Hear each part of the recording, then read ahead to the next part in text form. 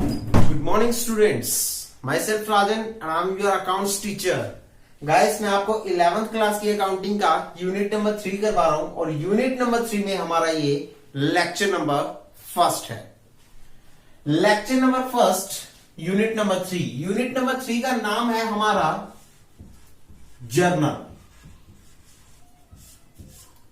Journal entries. Guys, unit number 3 है हमारी journal entries और यूनिट नंबर 3 में लेक्चर नंबर 1 आपने अपनी पिछली यूनिट नंबर 2 में गोल्डन रूल्स ऑफ अकाउंटिंग के बारे में स्टडी किया। आपने देखा कि 3 तरह के अकाउंट्स होते हैं, personal, real and nominal. Personal account वो अकाउंट होते हैं जो पर्सन से रिलेट होकर चलते हैं एंड रियल अकाउंट वो अकाउंट होते हैं जो एसेट से रिलेट करके चलते हैं एंड नॉमिनल अकाउंट वो अकाउंट होते हैं जो इनकम एंड एक्सपेंसेस से रिलेट करके चलते हैं। श्योर गाइस, पर्सनल अकाउंट के आपने रूल देखे, debit the receiver and credit the giver. Real account के रूल देखिए कि डेबिट में what comes in and credit में what goes out. Means to say debit में एसेट की परचेजेज आती हैं, एसेट्स का आना आता है, और क्रेडिट में एसेट की सेल और एसेट का जाना आता है।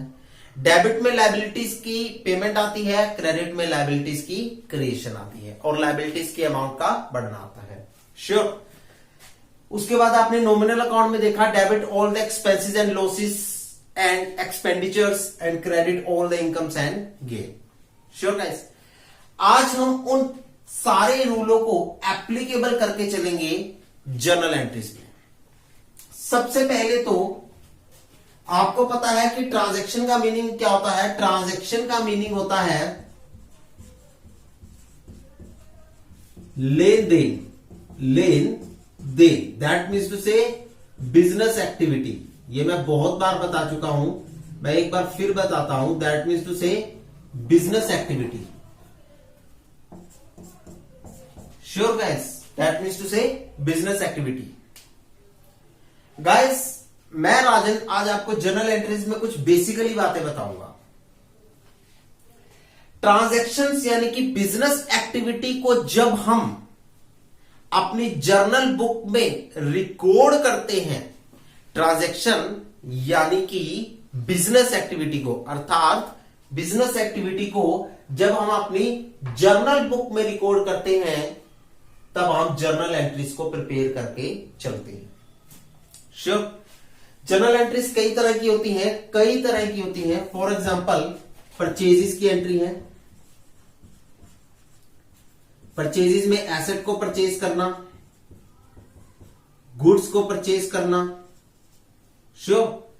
सेल्स की एंट्री होती है, सेल्स में भी एसेट को सेल करना और गुड्स को सेल करना। Sure guys.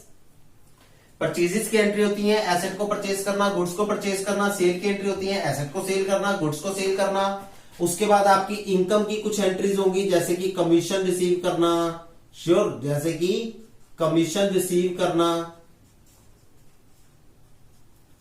और जैसे कुछ भी रिसीव करना, यानी कि कमीशन रिसीव करना, रेंट रिसीव करना। श्योर, रेंट को रिसीव करना। श्योर, या फिर सैलरी रिसीव करना। श्योर, इंटरेस्ट रिसीव करना। ये सारी होंगी कमीशंस की और ये सारी होंगी इनकम की एंट्रीज। सो परचेज की एंट्रीज आती हैं, सेल की एंट्रीज आती हैं, इनकम्स की एंट्री आती हैं, एक्सपेंसेस की एंट्री आती हैं। एक्सपेंसेस तो आपको पता है ना, जैसे कि रेंट पे करना। श्योर। जैसे कि सैलरी पे करना। श्योर। और उसके बाद इंटरेस्ट पे करना, कमीशन पे करना। ये होती है आपकी एक्सपेंसेस की entry. Sure.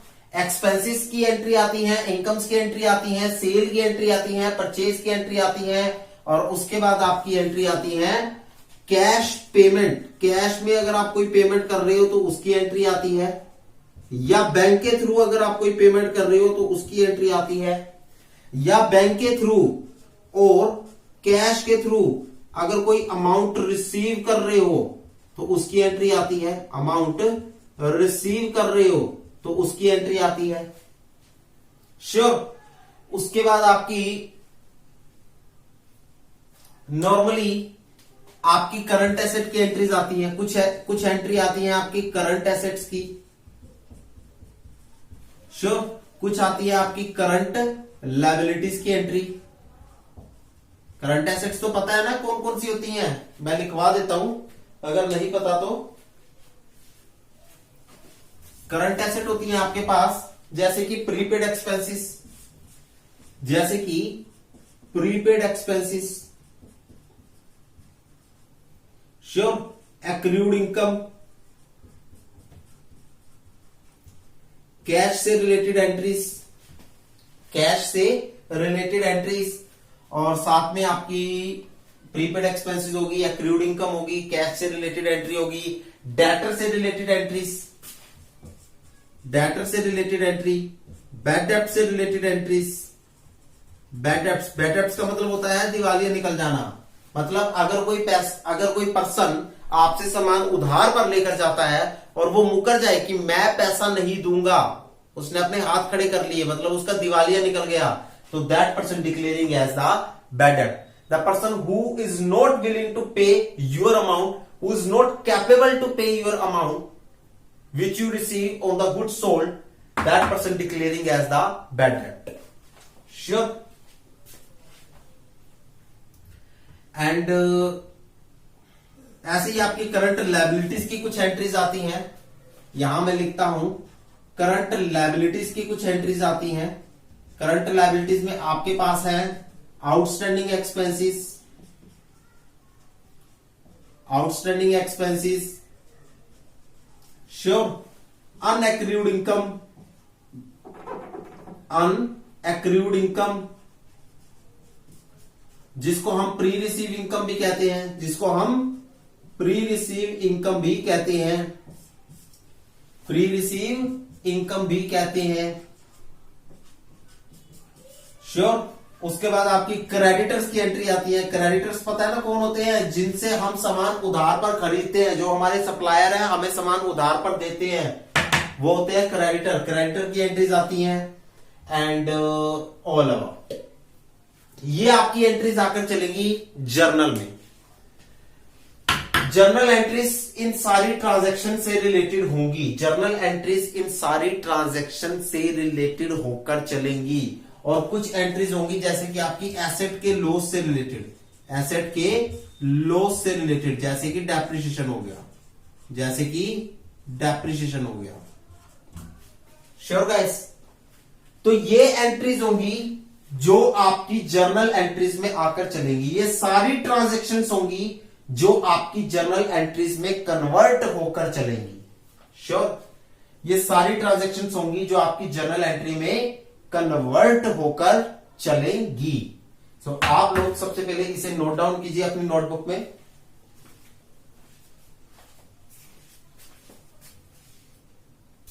So guys, before starting journal entries मैं आपको कुछ बेसिक रूल लिखवाना चाहूंगा जो आपकी जर्नल एंट्री में यूज होकर चलते हैं। कुछ बेसिक रूल्स लिखिए। आपको ये रूल्स कहीं नोटबुक में लिखने हैं, बट आपको ये रूल्स किसी भी बुक में नहीं दिखाई देंगे। ये बेसिकली रूल मेरे खुद के बनाए हुए रूल हैं। ये बेसिकली रूल ये मेरे खुद के बनाए हुए रूल हैं, या फिर ये कह सकते हैं ये वो बातें हैं जो जर्नल एंट्रीज में यूज होती हैं। मैं इन्हें कह सकता हूं बेसिक कॉन्सेप्ट। रूल का नाम ना देकर मैं इसे नाम दे सकता हूं बेसिक कॉन्सेप्ट। कुछ बेसिक कॉन्सेप्ट हैं जो आपको याद रखने हैं, जो मेरे खुद के बनाए हुए हैं, जो जर्नल एंट्रीज में यूज होते हैं। Sure guys.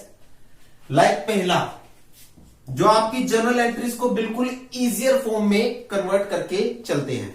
पहला, अगर आपको किसी ट्रांजैक्शन में, यानी कि अगर आपको किसी स्टेटमेंट में कैश वर्ड यूज होता हुआ दिखाई दे और साथ में नेम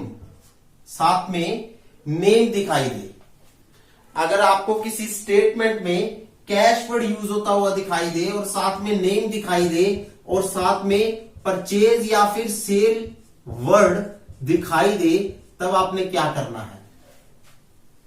श्योर।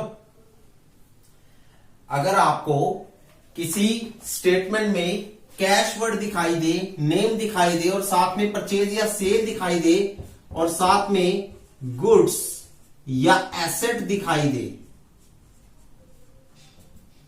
श्योर। अगर साथ में गुड्स दिखाई दे, अभी एसेट का ना कॉन्सेप्ट उठाओ, अगर साथ में गुड्स दिखाई दे, श्योर।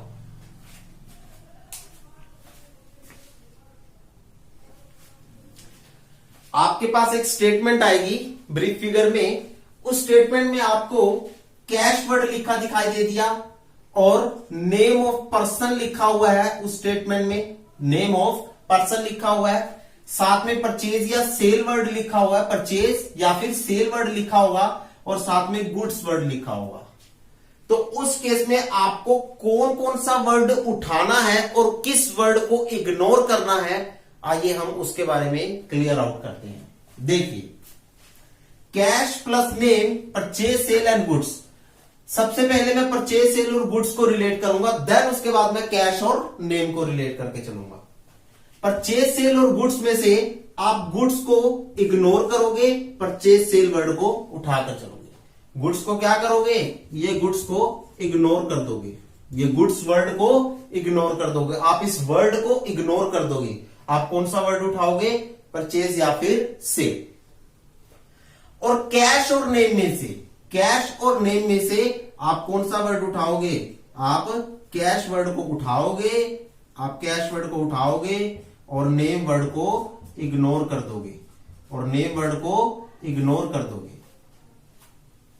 श्योर। और नेम वर्ड को इग्नोर कर दोगे। पहला रूल ध्यान से सुनिएगा, अभी इस रूल को आपने सिर्फ याद करना है कि अगर कैश हो एंड नेम ऑफ पर्सन हो और साथ में परचेज या सेल लिखा हो और साथ में गुड्स लिखे हो, तो आप लोगों ने गुड्स को इग्नोर करना है, परचेज या सेल वर्ड को उठाना है, और नेम और कैश में नेम को इग्नोर करना है और कैश को उठाना है। नेम को इग्नोर करना है और कैश को उठाना है, श्योर गाइस। नेक्स्ट आपके पास पॉइंट नंबर 2, अगर आपको कैश वर्ड लिखा हो और साथ में लिखा है name of the person, name of the person, sure, और साथ में लिखा है परचेज या फिर सेल, परचेज लिखा होगा या फिर सेल्स लिखा होगा, परचेज या फिर सेल लिखा होगा, सेल या सोल्ड लिखा होगा, व्हाटएवर, और साथ में लिखा हुआ है एसेट, यहां पर लिखा हुआ है एसेट का नेम, तब आपने क्या करना है? देखिए, परचेज या सेल लिखा हो और साथ में लिखा हो एसेट। अगर परचेज या सेल लिखा हो, साथ में लिखा हो गुड्स, तो आप गुड्स को इग्नोर करोगे, परचेज सेल वर्ड को उठा लोगे, श्योर। अगर परचेज सेल है और प्लस है गुड्स, तो गुड्स को इग्नोर करोगे, परचेज सेल को उठा लोगे। अगर परचेज सेल है और साथ में एसेट का नाम, तो एसेट के नाम को आप लिख लोगे और परचेज सेल को आप इग्नोर कर लोगे। ध्यान से सुनिए, अगर परचेज सेल प्लस गुड्स लिखा हुआ है तो गुड्स को इग्नोर करो और परचेज सेल वर्ड को अपनी जर्नल एंट्रीज में रिकॉर्ड करो, श्योर। अगर purchase sale word plus asset का नेम लिखा हुआ है तो परचेज सेल को इग्नोर करो, परचेज सेल वर्ड को इग्नोर करो और एसेट का नाम अपनी जर्नल एंट्रीज में रिकॉर्ड करो, श्योर गाइस? हाँ जी सर। उसी तरह से कैश और नेम में अगर मैं बात करूं, कैश और नेम में आप क्या करोगे?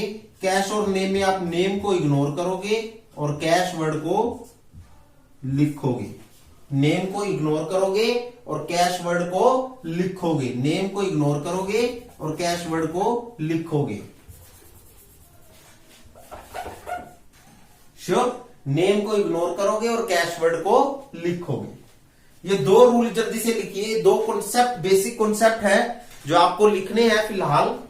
अभी आपको ये समझना है कि हमें किस वर्ड को इग्नोर करना है और किस वर्ड को अपनी जर्नल एंट्रीज में रिकॉर्ड करके चलना है। अभी सिर्फ आपको इस कॉन्सेप्ट को समझना है, अभी कुछ बेसिकली बातें मैं लिखवाऊंगा, आप जल्दी से इसे नोट कीजिए।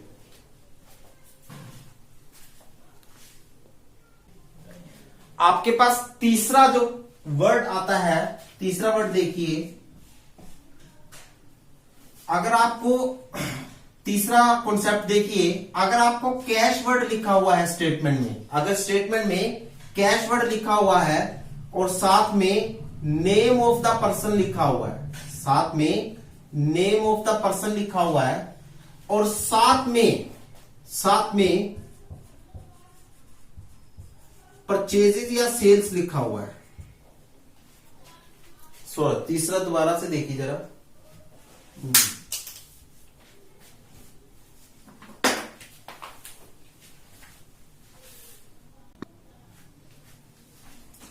देखिए तीसरा, अगर आपको कैश वर्ड लिखा हुआ है और साथ में परचेजेज या सेल्स लिखा हुआ है, परचेज या सेल्स लिखा हुआ है और साथ में लिखा हुआ है गुड्स,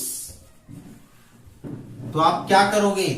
कैश वर्ड लिखा हुआ है तो कैश को आप नोट डाउन कर लोगे, कैश को आप रिकॉर्ड कर लोगे अपनी जर्नल एंट्रीज में। और परचेज और सेल और उस साइड लिखा हुआ है गुड्स, तो गुड्स को करोगे इग्नोर, गुड्स को करोगे इग्नोर, इस गुड्स वर्ड को करोगे इग्नोर और परचेज और या सेल वर्ड जो भी लिखा हुआ है वट एवर, उसको आप अपनी जर्नल बुक्स में रिकॉर्ड कर लोगे। फोर्थ पॉइंट देखिए,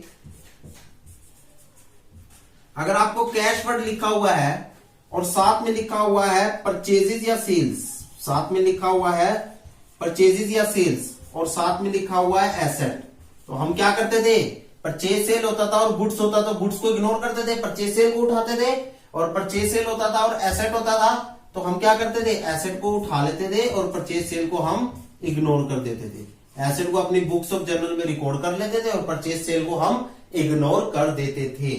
और अगर परचेज सेल प्लस गुड्स होता था तो परचेज सेल को हम अपनी जर्नल एंट्रीज में रिकॉर्ड कर लेते थे, गुड्स को इग्नोर कर देते थे। श्योर? और परचेज सेल प्लस एसेट है तो परचेज सेल को इग्नोर करेंगे, एसेट को रिकॉर्ड करेंगे। अगर कैश वर्ड लिखा हुआ है खाली, कैश के साथ कोई भी नाम नहीं लिखा हुआ, तो कैश वर्ड तो लेंगे ही लेंगे, कैश वर्ड तो लेंगे ही लेंगे। दो कॉन्सेप्ट ये है, जल्दी से उतार रही।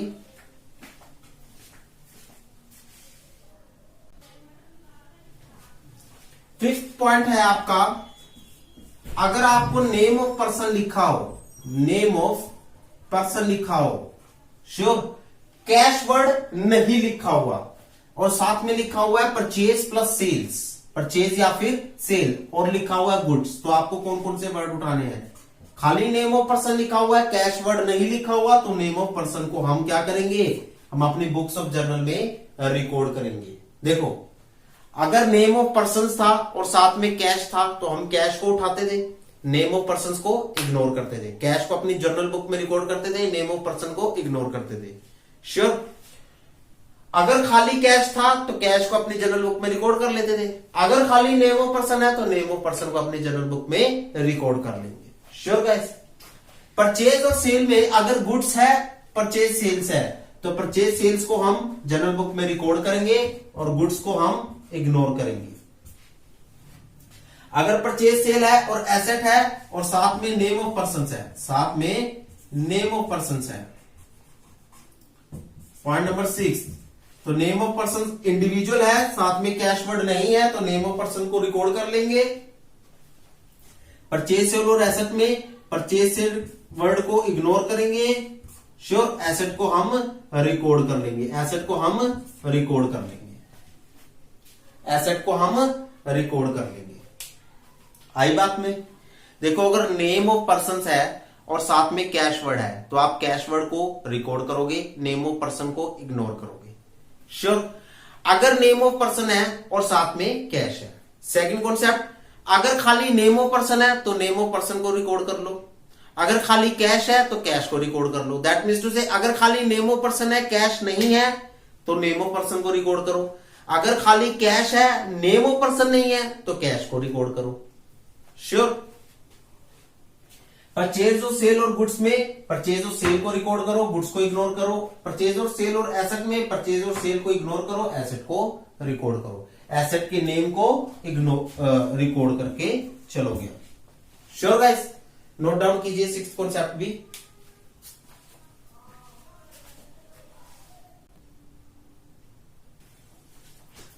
सेवंथ है, जब आपकी स्टेटमेंट में, जब आपके पास स्टेटमेंट है उसमें खाली कैश लिखा हुआ है और नेम ऑफ पर्सन लिखा हुआ है, और नेम ऑफ पर्सन लिखा हुआ है, कैश लिखा हुआ है और नेम ऑफ पर्सन लिखा हुआ है। श्योर, लेकिन नेम ऑफ पर्सन दो तरह का लिखा हुआ है, एक जो पर्सन अमाउंट को रिसीव कर रहा है, एक जो पर्सन अमाउंट को रिसीव कर रहा है, और दूसरा नेम लिखा हुआ है उस पर्सन का जो पर्सन अमाउंट पे कर रहा है, जो पर्सन अमाउंट पे कर रहा है। तब आपने क्या करना है, आपके पास स्टेटमेंट आई जिस स्टेटमेंट में सिर्फ कैश वर्ड लिखा हुआ है और नेम ऑफ पर्सन लिखा हुआ है।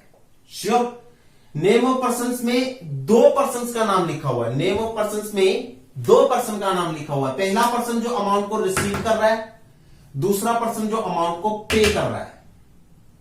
पहला पर्सन जो अमाउंट को रिसीव कर रहा है, दूसरा पर्सन जो अमाउंट को पे कर रहा है। आपने किसे अपनी बुक्स ऑफ जर्नल में रिकॉर्ड करना है और किसे इग्नोर करना है, आइए देखते हैं।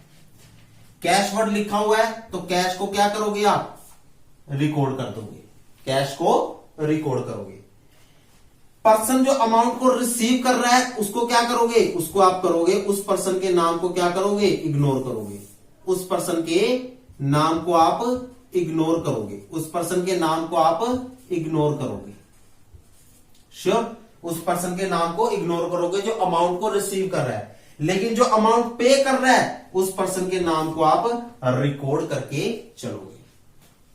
जो अमाउंट को रिसीव कर रहा है उस पर्सन के नाम को इग्नोर करोगे, जो अमाउंट को पे कर रहा है उस पर्सन के नाम को रिकॉर्ड करोगे, और कैश को आप रिकॉर्ड करके चलोगे। श्योर, जब आपकी जर्नल एंट्री, जब आपके पास स्टेटमेंट होगी इसमें सिर्फ कैश वर्ड लिखा होगा और पर्सन के नाम लिखे होंगे, तब आपने क्या कॉन्सेप्ट उठाना है। ये 7 कॉन्सेप्ट थे गाइस जो आपको रिवाइज करके आने हैं अपने घर में। फिलहाल आपको ये कॉन्सेप्ट रिवाइज करने हैं।